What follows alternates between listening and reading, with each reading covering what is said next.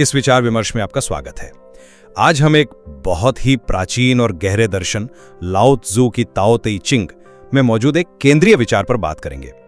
ये ग्रंथ हमें, आप जानते हैं, जीवन की उथल पुथल के बीच एक थोड़ा अलग तरह का रास्ता दिखाता है, जैसा कि हमें स्रोत सामग्री में मिलता है। हाँ बिल्कुल।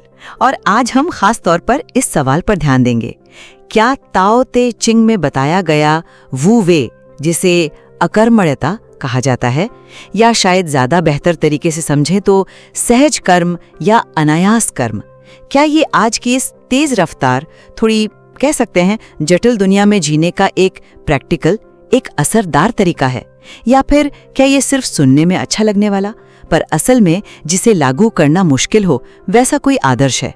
और हाँ, हमारी ये पूरी बातचीत स्रोत सामग्री पर ही आधारित होगी।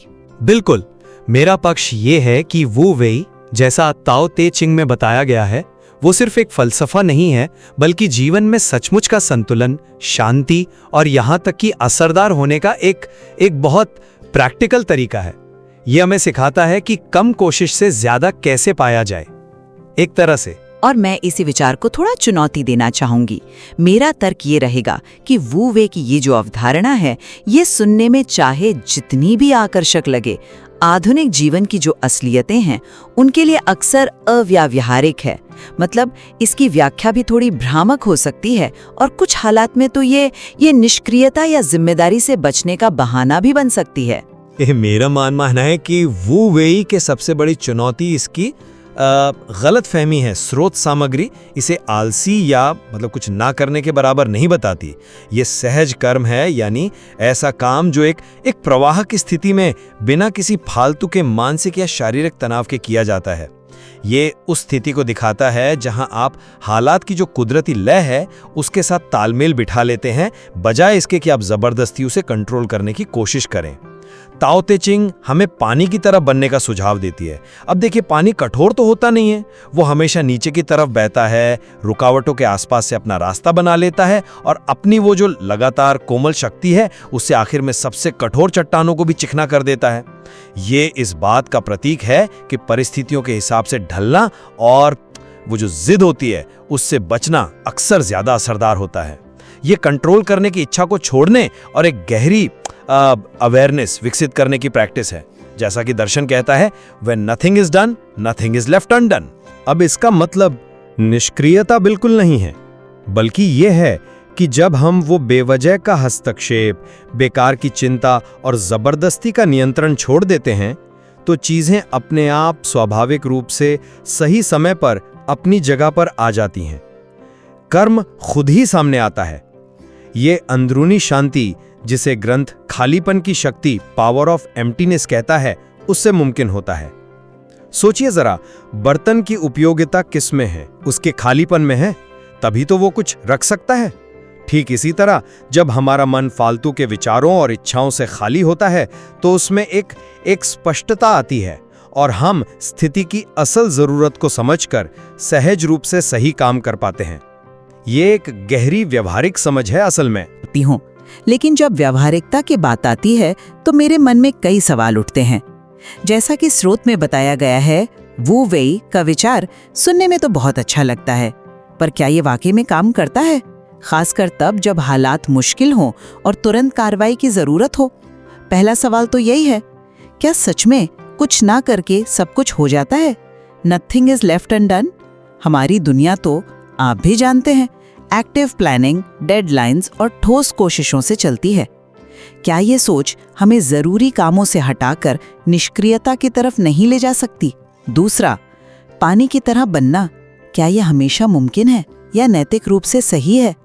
सोचिए, किसी इमरजेंसी की हालत हो, किसी नाइंसाफी का सामना करना हो, या बस अपनी रोजमर्रा की जिम्मेदारियां पूरी करनी हो, क्या हमेशा बहना ही सही तरीका है? कई बार तो हमें मजबूती से खड़ा होना पड़ता है, धारा के खिलाफ जाना पड़ता है या एक्टिवली दखल देना पड़ता है। पानी का नरम होना हमेशा हल नहीं होता है ना? तीसरा, ताओ ते चिंग में खालीपन और सरलता पर जो इतना जोर दिया गया है, क्या ये हमें दुनिया की जो पेचीदगियां हैं उन्हें समझने और उनसे असरदार ढंग से निपटने के लिए जो जरूरी ज्ञान, हुनर और जुड़ाव चाहिए, उनसे कहीं दूर कर सकता है? क्या ये एक तरह का बौद्धिक या भावनात्मक अलगाव पैदा कर सकता है, जहां हम समस्याओं की गहराई में जाने से ही कतराने लगें। और आखिर में ये सहज कर्म या अनायास कर्म, डूइंग विदाउट डूइंग, असल जिंदगी में इसकी पहचान कैसे हो? हम कैसे जानें कि हम वू वे पर अमल कर रहे हैं या सिर्फ टालम टोल कर रहे हैं या जिम्मेदारी से भाग रहे हैं? ग्रंथ इस फर्क के लिए कोई साफ प्रैक्टिकल पैमाना देता हुआ नहीं लगता मुझे। ये जो अस्पष्टता है, यही इसे अव्यावहारिक बनाती है।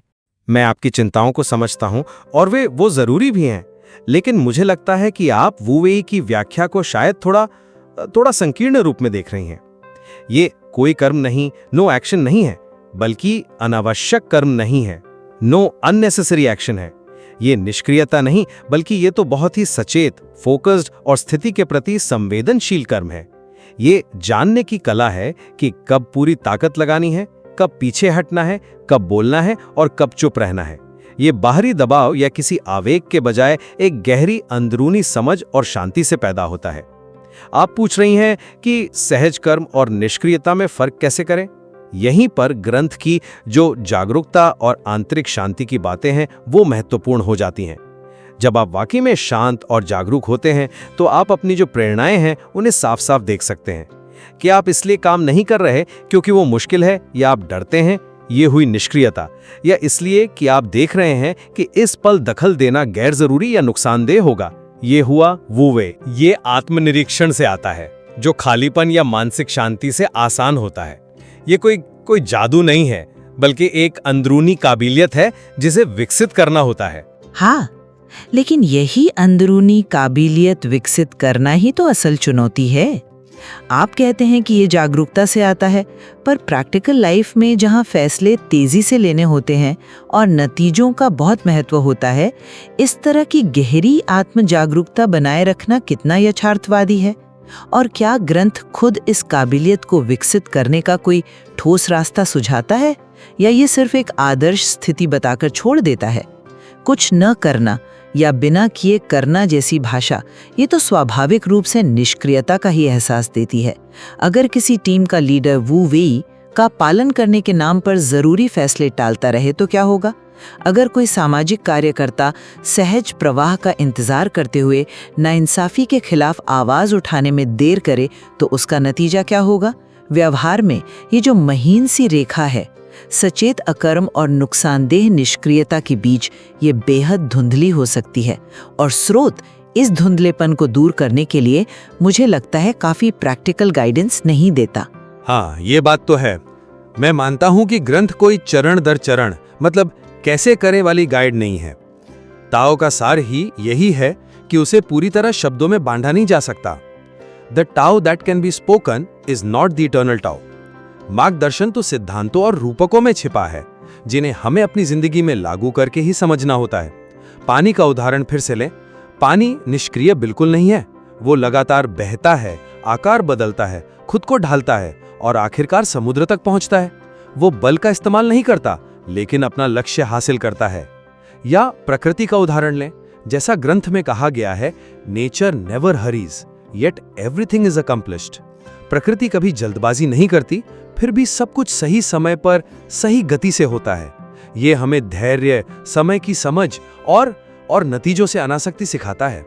ये रोजमर्रा की जिंदगी में बहुत बहुत व्यवहारिक है।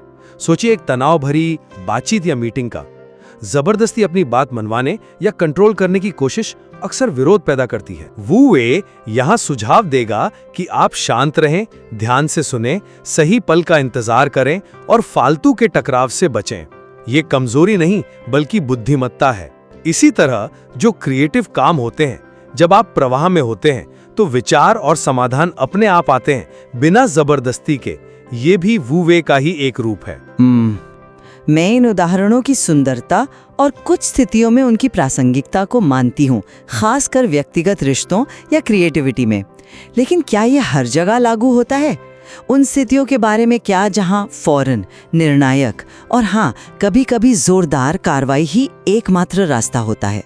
आग बुझाने वाले पानी की तरह बहने का इंतजार नहीं करते, वो एक्टिवली एक प्लान के तहत आग पर काबू पाते हैं। एक सर्जन जब कोई मुश्किल ऑपरेशन कर रहा होता है तो वो सिर्फ सहज प्रवाह पर निर्भर नहीं रह सकता। उसे सालों की ट्रेनिंग, सटीक प्लानिंग और बहुत ज़्यादा फोकस्ड कोशिश की ज़रूरत होती है। बड़े पैमाने की सामाजिक या राजनीतिक समस्याओं का हल, जैसे गरीबी हटाना या क्लाइमेट चेंज के लिए सिर्फ प्रकृति की गति पर निर्भर रहना नाकाफ़ी और शायद गैर जिम्मेदाराना भी होगा।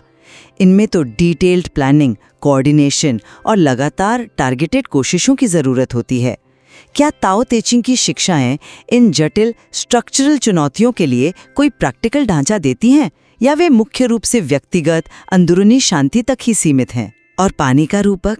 हाँ, आनी नर्म होकर चट्टान काट सकता है, लेकिन अनियंत्रित पानी तो बाढ़ और तबाही का कारण भी बनता है।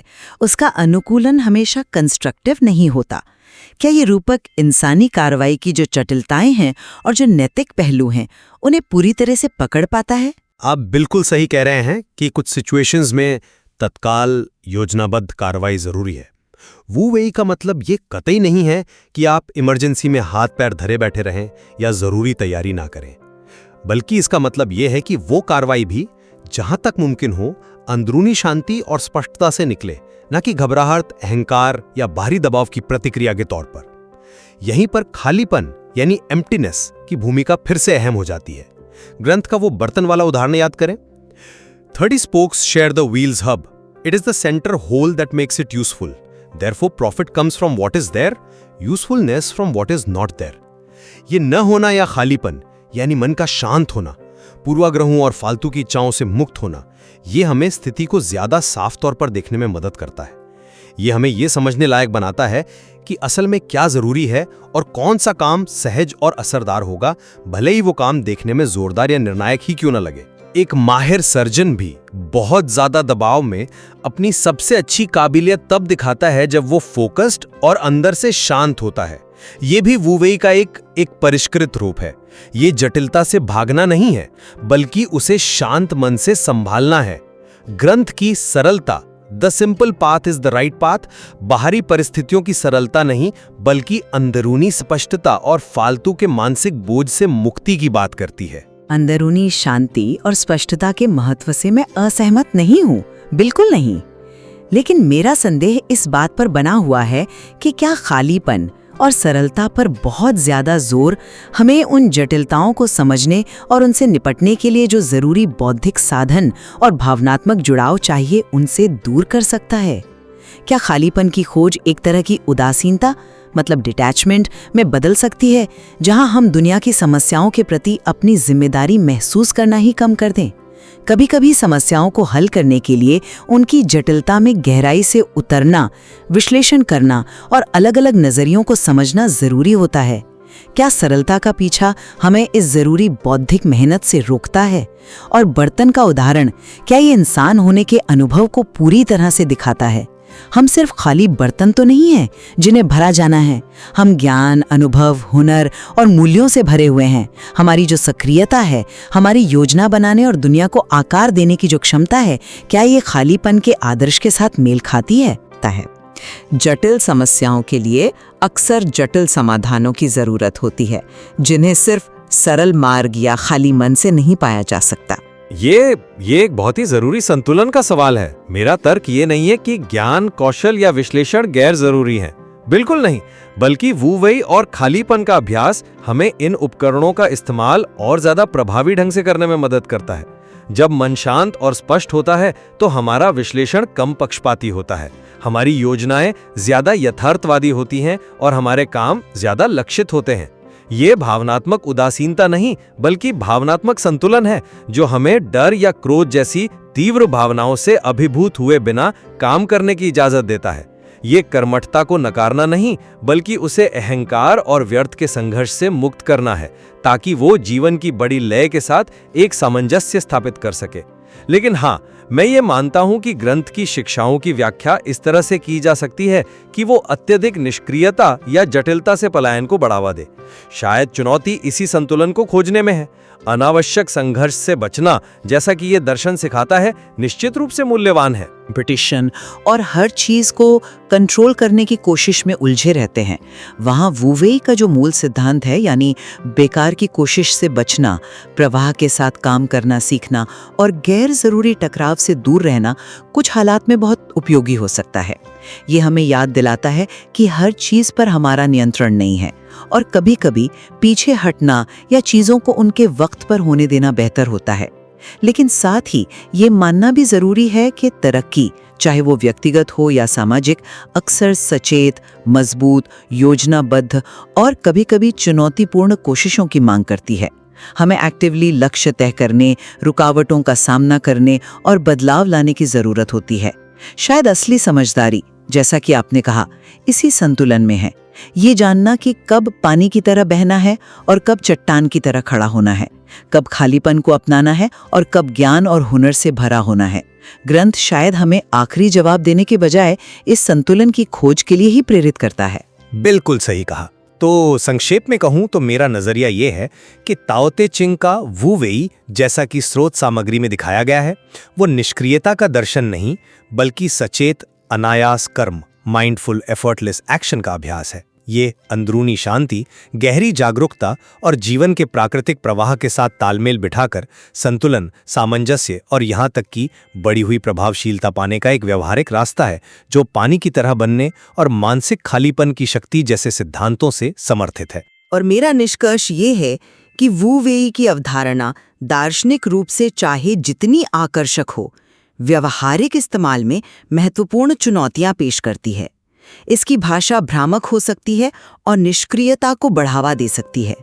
प्रवाह के साथ बहना या नियंत्रण छोड़ना कई आधुनिक परिस्थितियों में, खासकर संकट, जटिल योजना या नाइंसाफी का सामना करते समय अव्यावहारिक या नाकाफी हो सकता है। खालीपन और सरलता पर बहुत ज्यादा जोर हमें दुनिया की जरूरी जटिलताओं और जिम्मेदारियों से दूर कर सकता है। इसकी व्यावहारिकता सीमित है और ये किस स्थिति में लागू हो रहा है, इस पर बहुत ज्यादा निर्भर करती है। हाँ, ये स्पष्ट है कि ताओ ते चिंग, जैसा हमने स्रोत सामग्री के आधार पर देखा, वू वेई जैसे गहरे और बहुस्तरीय विचार पेश करती है, जिन पर गहन विचार विमर्श और अलग-अलग व्याख्याएं संभव है और जरूरी भी हैं असल में। नहीं, बल्कि इन अलग-अलग दृष्टिकोणों के बीच लगातार बातचीत और व्यक्तिगत अनुभव में ही निहित है। आज की चर्चा ने कम से कम इन विभिन्न परतों को उजागर करने की कोशिश तो की है। कोई आसान जवाब यहाँ मौजूद नहीं है। और इन विचारों की गहराई को पूरी तरह समझने के लिए स्रोत सामग्री में यकीनन और भी बहुत कुछ है। हम श्रोताओं को प्रोत्साहित करेंगे कि वे स्वयं इन विचारों पर और मनन करें। आज के इस विचार विमर्श के लिए धन्यवाद।